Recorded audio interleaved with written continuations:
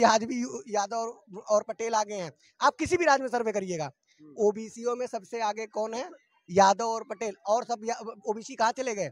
और ST ST वाला 300 ले आएगा ना, और जनरल वाला 500 ले आएगा, तो वो नहीं सिलेक्ट हो पाएगा, 600 लाना पड़ेगा उसको। और अगर एसटी और एससी वाला ले आएगा ना 300 400, तो उसको पास कर देंगे। तो यहाँ पे अगर आरक्षण होना चाहिए तो आर्थिक आधार पे हो। आर्थिक या तो खत्म कर दो। जिनके अंदर तुवत होगी, अगर हम पढ़े लिखे हैं तो हमें सीटें मिलेंगी, नहीं पढ़े लिखे नहीं मिलेगी। आप बताइए, मैं ग्रेजुएशन करके अब यहाँ आऊँ, मुझे आईएएस बना दो, पीसीएस बनूंगा? नहीं बनूंगा ना। मेरी जो कैपेबिलिटी है मैं वही बन सकता हूँ। सचिन शर्मा। क्या इस टाइम पे भी आरक्षण जरूरी है? पहले बिहार में 50% आरक्षण हुआ करता था, उसे बढ़ाकर 75% राजनीतिक फायदे के लिए 75% आरक्षण कर दिया गया है। ये कुछ नहीं, वो अति पिछड़ा वर्ग के वोट हासिल करना चाहते हैं, और मेरी तो बस यही है कि आरक्षण खत्म होना चाहिए, कुछ भी नहीं। और ये जो बोलते रहते हैं कि जो जनरल कैटेगरी के हैं उन्हें फायदा हो रहा है, ऐसा कुछ नहीं है। सबसे ज्यादा जो है जनरल कैटेगरी को कतई फायदा नहीं हो रहा।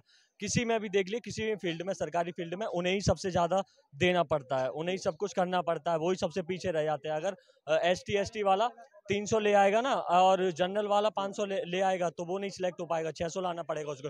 और अगर एसटी और एससी वाला ले आएगा ना 300 400, तो उसको पास कर देंगे। फॉर्म पे भी हम पे पैसे लगते हैं, एसटी वालों पे नहीं लगते। तो ऐसी बेवकूफ़ी वाली बातें ना करें।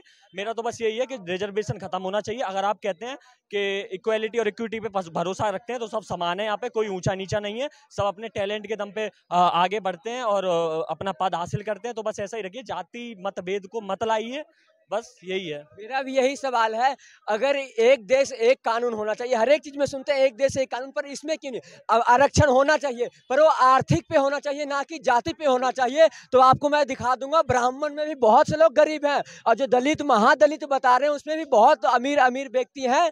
अगर आप कहते हैं हम 75 सालों में बहुत विकास किया, तो विकास गया कहाँ? पिछड़ा से अति पिछड़ा आ रहा है। तो ऐसे तमाम राजनीतिक आते ही शुरू हो जाते हैं। तो और लोगों से जानने की कोशिश करते हैं, क्या 2024 का मुद्दा विकास होगा, आरक्षण होगा, जातिवाद होगा?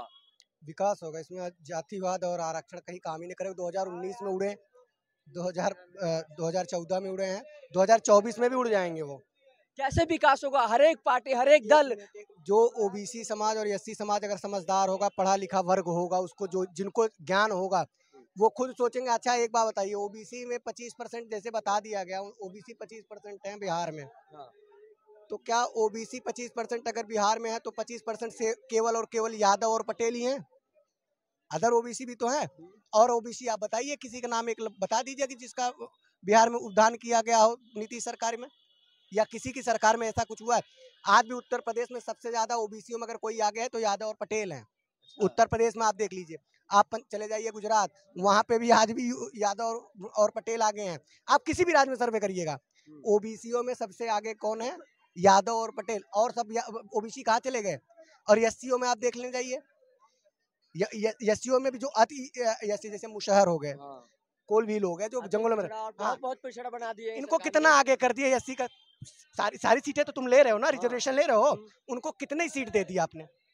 सिर्फ और सिर्फ राजनीति करके। जैसे अगर मैं पंडित जी हूँ, मैं ब्राह्मण हूँ, तो मैंने जिनको नौकरी दी, मेरे हाथ में सत्ता थी, मैंने ब्राह्मणों को दे दिया। यादव जी तो मैंने यादव को दे दिया।